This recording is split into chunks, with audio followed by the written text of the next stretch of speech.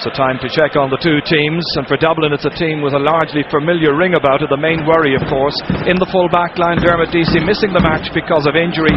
Paddy Moore named at full back with Kieran Walsh and Keith Galvin for company, although as we heard there it may well be that Kieran Walsh will step into the centre to mark Peter Canavan. As usual, Charlie Redmond wears number 13 but will play top of the left, while further interchange is expected between Paul Clarke and Dessie Farrell on that half forward line.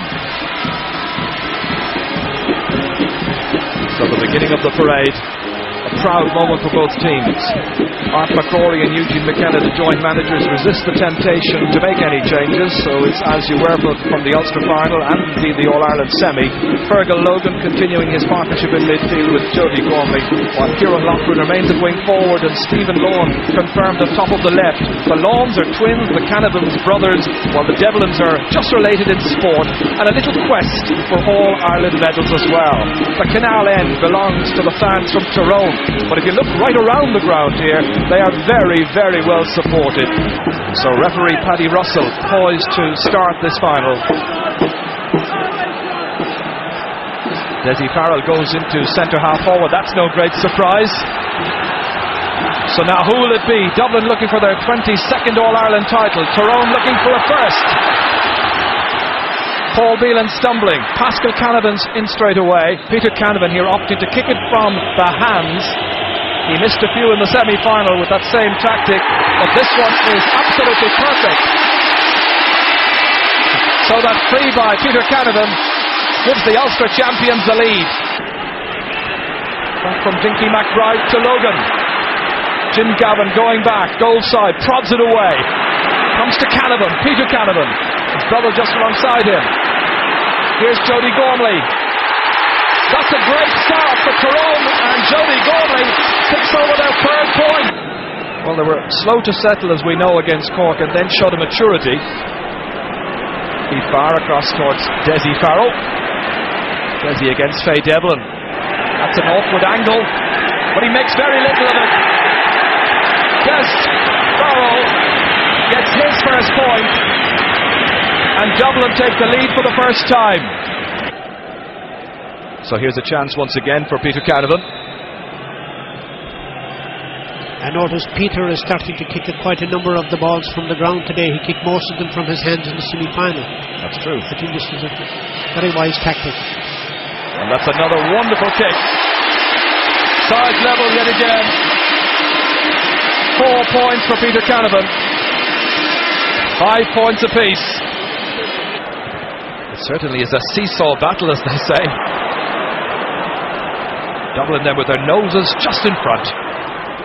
Paul Beelan kicked into the inside forward line, and here's Jason Sherlock, and a favourable touch that time. Still Sherlock, and he'll complete the race in the end. It's Charlie Redmond who scored, injuring himself in the process. He'll make light of that. There was just a little misunderstanding in the Tyrone backline. Jason Sherlock in initially, and Charlie, who's had many disappointments in All-Ireland finals, he was in here. Watch Jason Sherlock just touch it forward under the falling body of McConnell, and in came Charlie, and he was not going to be stopped. Well, a bit like a rugby player racing for the line. Just saw the white of the line, in he came, as if his life depended upon it. He made it his. Paul Curran setting up another attack with Paul Clarke roaming all over the field. Back to Curran once again. Kieran Corr in vain pursuit, but here's Curran. He's a marvellous footballer, embellishing a wonderful performance in this final with his first point, and Dublin now lead by double scores. 3 minutes to go to the break. So here's perhaps the start of the comeback. Needs to be on target, and is. 6 points for Peter Canavan from Eric O'Tyrone, taking the acclaim of the Tyrone fans. 4 points between the teams. I think that's what the referees decided. Charlie collided there initially with Fergal Logan, then an attempted headbutt.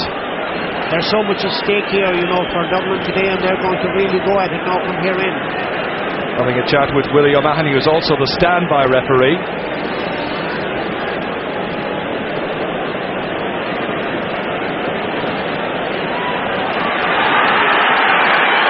He's gone back to talk to Charlie Redmond again.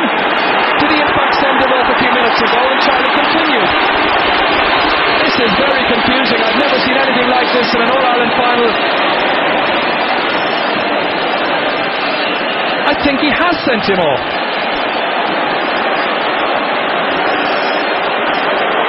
So Dublin are indeed down to 14 players.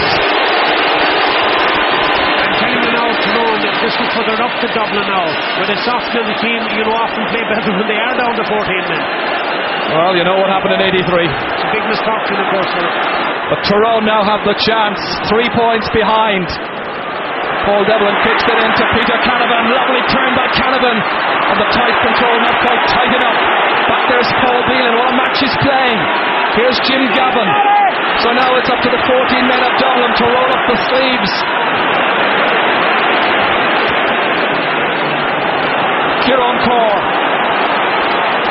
In 83, it finished 12 against 14. Good ball inside there. Kieran Walsh goes down. John O'Leary making the save. Well, I have to say, Mick O'Dwyer, I can never recall an incident like that where a player stayed on for about 3 minutes after he was effectively sent off. Yeah, I thought he... Paul Curran, 13 minutes left.